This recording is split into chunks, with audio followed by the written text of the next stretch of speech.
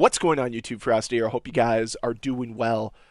I think we need to touch on this Game Pass Call of Duty situation because it has major ramifications for the entirety of the Call of Duty community.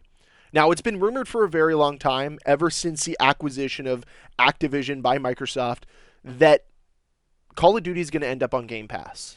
But there's some rumors that are hyping up the potential that this could happen by like May of 2024.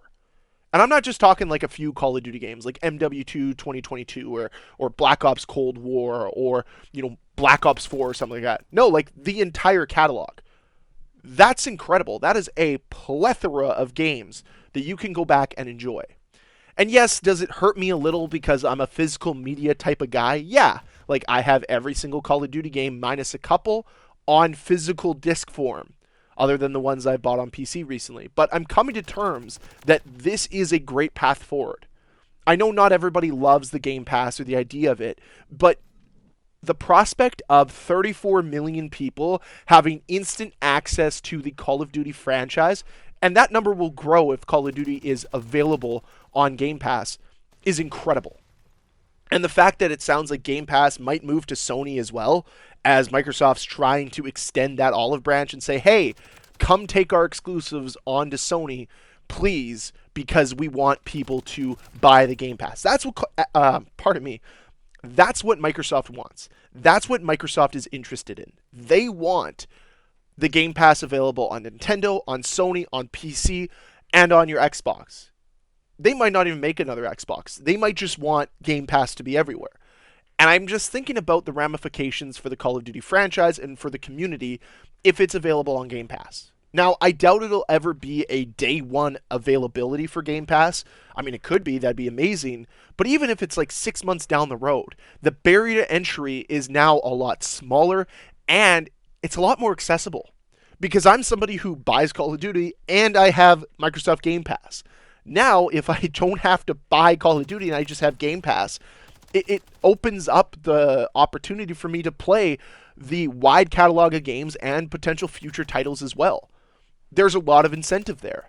And the fact that those barriers are torn down, you might see populations grow in some of these older games. You might see people flocking back to Black Ops 2 or to Modern Warfare 3 from 2011 or whatever have you, because, well, I already pay for Game Pass. Now I get access to these old Call of Duty games, and the servers will get flooded with people. And I think, again, that's a positive thing for Call of Duty because your game is experiencing an influx of support and more people will flood into Game Pass. And if it leaks over into Sony and now you have even more people that have access to it, it's only a net positive. And this could really change and alter how we view Call of Duty moving forward. It's no longer going to be stagnant. I could see it being a little bit more malleable where you have the opportunity for Call of Duty not to stay within the yearly launch cycles, where they're more focused on delivering content year in and year out versus a physical title. Because a subscription format will net you more money at the end of the day, right? Like, let's say you only subscribe to Game Pass because it gives you Call of Duty.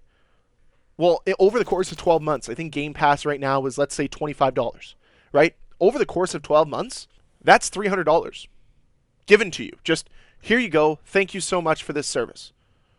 Over the course of 12 months versus people like myself that spent $100 on this game, and that's it. That's 3 times the money, and you haven't even sold microtransactions. Sounds like a win-win for Microsoft, for Call of Duty, and for this community because it'll give more players the opportunity to access it. This could be a huge game changer for Call of Duty, for the franchise, and for the future of it. It could lead us down a path where we don't see life cycles only being a year long, which is awesome.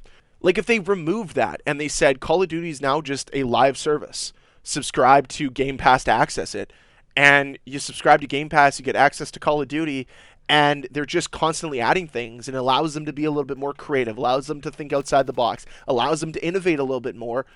I think that's a win-win. I think that pushes Call of Duty in a better place.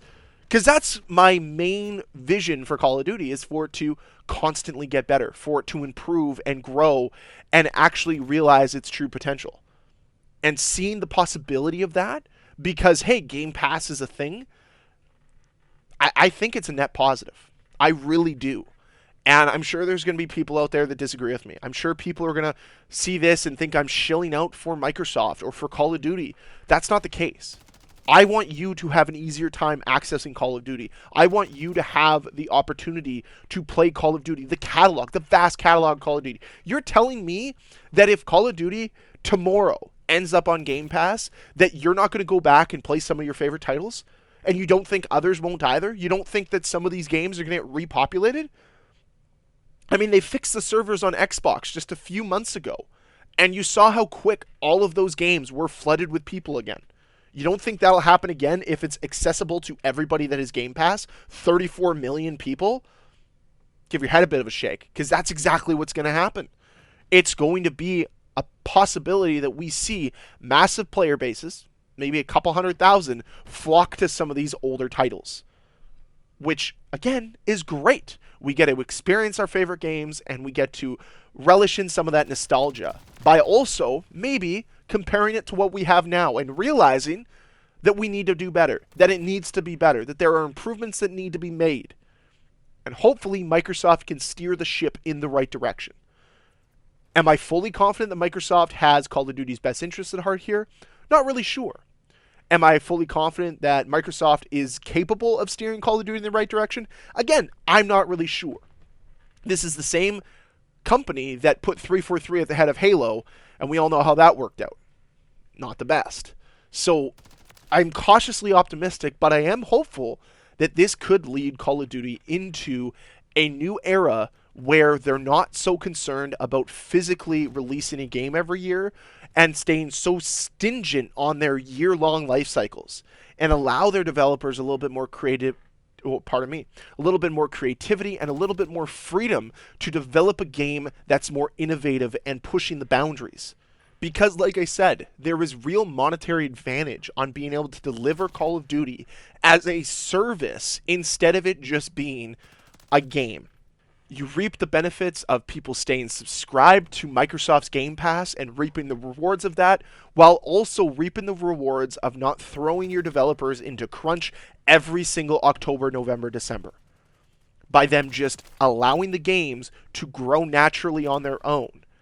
I think you create a better ecosystem, a more stable ecosystem, and an ecosystem that welcomes creativity and innovation instead of suppressing it in order to meet deadlines and timelines.